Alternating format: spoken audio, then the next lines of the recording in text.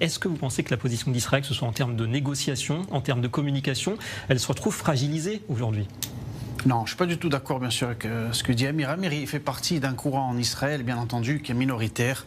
Il y a la gauche israélienne, comme il a cité, qui manifeste à Kaplan. Voilà, il y a un courant aussi d'arabes israéliens, il y a la gauche laïque, etc. Mais ça représente quoi en réalité? Rien du tout. En réalité, l'ensemble du peuple d'Israël, on tire tous dans le même sens aujourd'hui, que ce soit au niveau de l'échelon politique, militaire, et la majorité des Israéliens soutiennent ce qui est notre gouvernement, ce qui est en train de se passer à Gaza.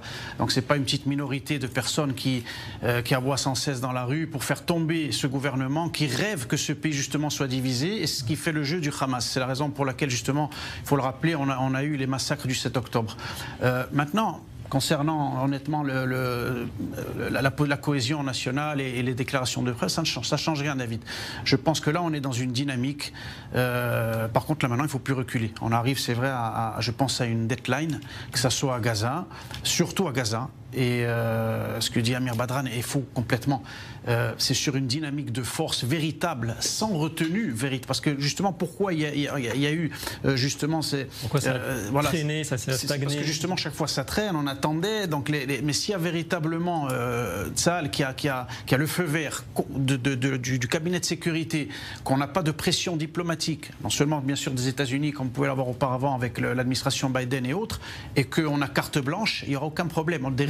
Nous aurons des résultats. Ça fait 2 mois que l'armée israélienne a choisi de reprendre la guerre à Gaza et 0 otage ont été ramenés. Zéro. Non, parce que justement, là, on est en train l'élargissement. Là, on est en train d'entendre 300 morts de plus. Il n'en reste plus. Non, c'est faux parce que le cabinet de sécurité, a voté seulement il y a quelques jours l'élargissement des combats à Gaza et éventuellement la prise. C'est pas encore entré en application. Donc ça jamais. Ça fait 60 jours qu'Israël a repris la guerre. Non, mais non, pas du tout. On a vu ce qui s'est passé aussi au moment des rétrocessions. A voté justement un plan qui n'a jamais été mis en œuvre. Si vous verrez que si le plan est mis en œuvre de la conquête militaire d'Israël à Gaza, on ira comprendre que la guerre ne ramène pas des otages vivants. La preuve, on est les chiffres. Vous avez déjà 38 morts, par rapport à 21 qui sont vivants. On attend quoi? Qu'ils meurent tous? Qu'est-ce qu'on attend?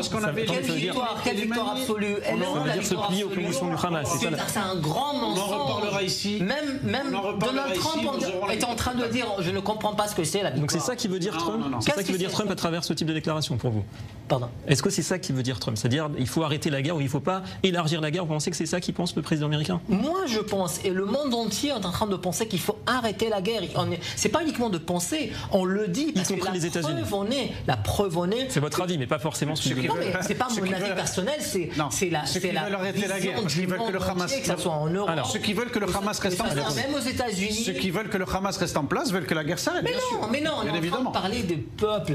Vous voyez les gens. Et d'ailleurs, c'est le Hamas qui tue ces gens. Écoutez, si le Hamas. On élargit le débat. La semaine dernière. C'est la faute du Hamas. Rapidement, ensuite on avance. La semaine dernière, à Gaza, ont été tuées 200 personnes. L'armée israélienne s'est vantée en disant on a tué 200 personnes de Hamas. Non. Il paraît qu'il s'agit de 2 ou 3 familles qui ont été complètement érasées. Cette guerre ne ramène que des morts de 2 côtés. Il faut l'arrêter. Si on tient peut-être pour arrêter la guerre, il faudrait libérer les otages.